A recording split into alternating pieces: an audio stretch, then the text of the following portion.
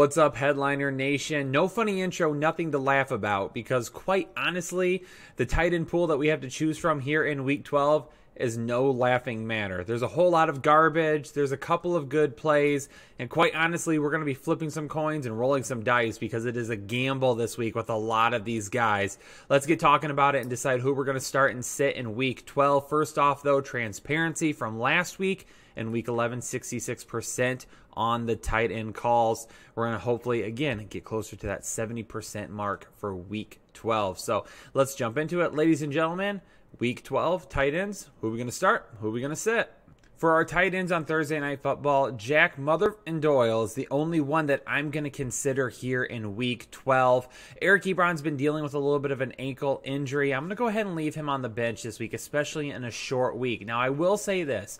If Ebron ends up being active for some reason, then Doyle becomes a little bit more risky for me. However, if he is not active, then Doyle's going to become one of my top tight end options for this week. Definitely a huge bump for him. And if for some reason T.Y. Hilton doesn't suit up, even better. Now, on the other side, the flip side, from the Houston Texans, we're going to sit Darren Fells and Jordan Akins this week.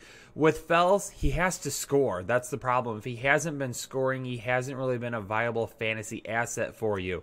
His overall ranking this year is because of the fact he's been finding the end zone. So with that being said, this week, not going to go with it. The last time they played Indianapolis, he only had 2 targets. Akins really hasn't done a whole lot. And again, with Ebron, not going to play him this week because of the ankle injury. Even if he is active, I'm going to find a different option.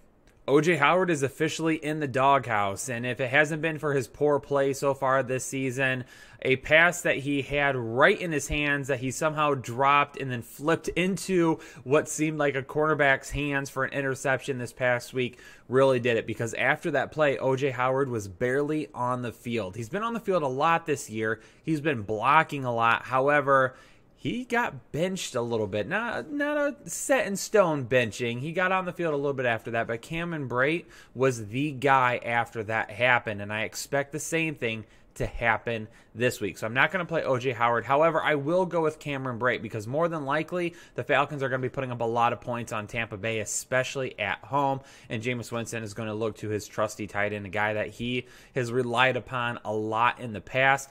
Big game last week. Could end up moving forward with it. No Austin Hooper this week for the Atlanta Falcons. 2 guys that they're looking at, Graham and Stalker. Both of those guys, I'm going to go ahead and sit. Not really enough upside there. Hooper is a great tight end. He's a really, really good tight end. It's just not going to translate. Just because he was being used doesn't necessarily mean that these guys are going to be used. Calvin Ridley, Julio Jones, huge weeks coming up. Don't forget Devonta Freeman potentially back as well. If that happens, even less targets to go around. I was all aboard Noah Fant being a start for me the rest of the season with Brandon Allen at quarterback. However, I'm not going to roll with him against Buffalo, who allows the fewest fantasy points per game to opposing tight ends. I'm going to go ahead and sit him. He did have a team-high 11 targets. Him and Cortland Sutton between those two, the 1A, 1B targets for Allen right now. However, this week, just not nearly enough upside. A lot more risk for me. On the other side with Dawson Knox, he has 87 yards over his last 2 games, going up against Denver, who allows more than 13 fantasy points per game to opposing tight ends. The main thing, knowing that John Brown is going to be shadowed by Chris Harris, a tough passing defense there in Denver. More than likely, Josh Allen's going to be looking towards Dawson Knox quite a bit this week. Definitely could see quite a few points from him. So this week, even though the Chicago Bears give up quite a few points to opposing tight ends, Evan Ingram is not going to be a start for me. As of right now, it doesn't appear that he's going to play. However, he hasn't technically been ruled out yet. Even if he were to play, I don't want to risk it. I'm going to leave him on my bench this week. With Rhett Ellison, I'm not going to roll with him either. I thought about that one a little bit more, but I think there are potentially better options this week, and he's a little bit too risky for me. And with Trey Burton, the guy hasn't done anything all season, and he's not going to do anything this week either. I know a lot of owners are growing tired of Vance McDonald. However, he has 7 targets in each of the last 3 games going up against the Cincinnati Bengals defense that more than likely is going to give up quite a few yards and quite a few points to the Pittsburgh Steelers. So I'm going to go ahead and get him in my lineup, a mid to low tight end one for me this week. And with Tyler Eifert, the dude let me down last week. I had my fingers crossed he was going to have a good week against the Oakland Raiders. It didn't happen. Unfortunately, he may have let a few of you down as well who were streaming him this week. Not going to consider it. Leave him on the bench or the waivers if he's there. Another matchup and no really good tight ends to look for here either. Mike Gesicki has been far too inconsistent. It looks like he's finally getting ready to break out, catch on with Ryan Fitzpatrick there at quarterback. He has some good matchups and he just doesn't do anything with those matchups. For the Cleveland tight ends, they have 4 tight ends basically splitting snaps right now. They've got 2 tight ends, anywhere between about 43 and 50% of the snaps. And then they have another 2 tight ends that are anywhere from 15 to 20% of the snaps. So 4 tight ends playing a whole lot and rotating a whole lot doesn't sound great. Also keep in mind with Kareem Hunt being back, he's getting a lot of targets that's taking away from other players. It won't be OBJ. It won't be Jarvis Landry. It's definitely the tight ends that he'll take away from. I have both of these guys as a start this week, but however, I don't love the upside for either of these matchups, whether it be Greg Olsen or Jared Cook. However, Jared Cook will be a little bit higher in my rankings this week because it seems like he's becoming the number 2 target there right behind Michael Thomas, who's having an awesome season, one of the best seasons that we've ever seen from a wide receiver so far. With Cook, he does have touchdowns in 3 of his last 4 games. So the name of the game this week against a tough Carolina defense that doesn't give up a whole lot of points to tight ends is finding the end zone. If he can find the end zone, you'll be just fine. If he doesn't, however, it's a risky play, and it might not be what you're hoping for. With Greg Olsen, we got to hope for the volume as well. If the volume comes, he could do okay. However, another tough matchup. Again, don't love the matchup for either of these guys, but because of them being main targets for their teams, being veteran guys who have performed well this season, we'll put them out there because there are riskier options than these two. Darren Waller, we're going to keep putting him in our lineup. I know fantasy owners are getting a little bit frustrated with him because we need the volume. He's getting sniped in the end zone. He's not getting as many red zone targets as we would hope. Rookie Foster Moreau is getting a lot of those targets. Unfortunately, Waller is not. But he's putting up decent volume. He's had some really big games this year. Could do the same thing against the Jets this week. As far as Ryan Griffin goes, I did have him as a start last week, but I didn't have him very high in my rankings, unfortunately. And because of that, he ended up doing well. Because if I don't rank him well, he doesn't do well, right? That's how fantasy football works. But he's been inconsistent. He had a big game last week. He had another game with a couple of touchdowns, but he hasn't been great.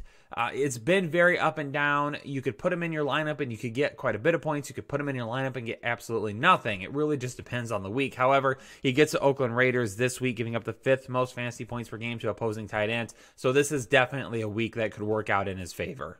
I know a lot of owners who were able to scoop up Jacob Hollister off the waiver wire last week are excited to get him back in the lineup this week. However, just be a little bit cautious with it. Don't love the matchup entirely. He is definitely a start, though. Philly's been pretty good against the tight ends, but Hollister's shown his worth so far. Between him and Disley, the tight end position in Seattle has been excellent. The main point here is red zone targets. We need to have him score against Philadelphia. Philadelphia has allowed the 6th most red zone targets to opposing tight ends. Now with Zach Ertz and Dallas Goedert. Now this is a reason I have these two split up. Let me explain this one a little bit more for you. Seattle has given up the 9th most fantasy points per game to opposing tight ends. So Seattle hasn't done a great job at stopping the tight end this year. But why would I have Goddard listed as a sit instead of Ertz? Well, this is why. Even though they've allowed the 9th most fantasy points, they've only allowed 3 touchdowns to tight ends. So the tight ends are getting their points this year from Seattle based on volume. However, when they get closer to the red zone, at that point, Seattle is taking the tight end position away. And that's where Dallas Goedert is living right now, is his opportunity to score touchdowns. That's going to be taken away this week. Ertz could definitely put up a ton of volume, but might not score. Goddard is going to be the guy that you would typically look for in the red zone. He's the guy, if we're playing him, we're hoping for a touchdown. Not banking on it this week. I'm going to go ahead and sit him because of that. Jeremy Sprinkle and TJ Hawkinson, the 2 main tight ends here in this matchup. With Sprinkle, it's a no-go for me. It hasn't been so far this season, so I don't see anything changing this week. With TJ Hawkinson, what can I say? The guy just hasn't been good. He's had some really good matchups, has not returned any value. He had that huge week 1 and really hasn't done anything since then. Probably not going to bank on him the rest of the season. I'm going to skip on him and look for somebody else this week. More than likely, you'll see 2 tight ends on the field this week for the Jacksonville Jaguars. They've had a ton of injuries this year, though, at the tight end position. Koyak and O'Leary are the 2 guys that you'll probably see this week. However, I'm not going to bank on either of them. And on the flip side, for the Tennessee Titans, not banking on either of them right now. Delanie Walker is practicing this week. If for some reason Delanie Walker is active, then these 2 are sits for me, because even though I think Jonnu Smith will probably still see quite a bit of work on the field, they're going to work Walker back in slowly. That's going to hurt Smith's value. But if Walker ends up being inactive this week, then I will be moving Smith back over to my starts and up the rankings. So that's something to keep an eye on. Keep an eye on our rankings videos to keep an eye on this matchup if you're looking at starting Smith this week. Ben Watson hasn't been great this year. However, going up against Dallas, who's allowed the 4th most fantasy points per game to opposing tight ends, we're going to run with him this week. We're going to throw him out there and see what happens. Again, not a lot of great options this week, so let's toss out Ben Watson and see what goes on with him. However, for Jason Witten and Blake Jarwin, I'm going to put them on the bench. New England Patriots are allowing under 10 fantasy points per game to opposing tight ends. Don't love the matchup for either of them this week. I'm going to go ahead and skip on that matchup. Ross Dwelly may have helped you win a fantasy matchup last week, and he could end up doing the same thing this week, starting him against the Green Bay Packers, who have given up the 3rd most fantasy points per game to opposing tight ends. Definitely seeing a good game coming up for him. For Jimmy Graham, though, going up against the team that has given up the 2nd fewest fantasy points per game to opposing tight ends, not worth that risk. Go ahead and leave him on the bench.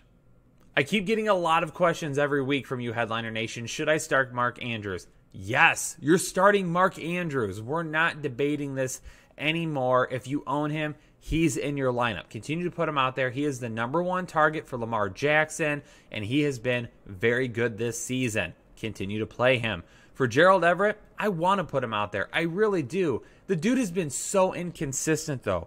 Look at these numbers. In weeks 5, 7, and 10, combined 33 targets, 19 receptions, 254 yards. Okay? So we get excited, think he's going to have a big week, breakout, and then he does this to us. In weeks 6, 8, and 11, 9 targets, 5 receptions, 44 yards. Yes, he's coming off a bad week last week, so this history that I just told you would make you assume that he'd be coming in for a big game. However, Baltimore giving up the 4th fewest fantasy points per game to opposing tight ends, not looking for Everett to contribute much this week. There you have it, ladies and gentlemen. Another start and sit video in the books, this time talking about tight ends. Make sure you get all your information in from these start sit videos before Thursday Night Football kicks off tonight. Thanks so much for tuning into this episode of the Fantasy Headliners. Make sure, though, hit that subscribe button if you haven't done so already. Turn on the bell notification as well, so anytime we go live or drop content, you'll know about it right away. Comment with your questions below. And as always, give the video a like. Headliner Nation, appreciate it. Thanks so much. Enjoy Thursday Night Football. Catch you on the rankings episodes.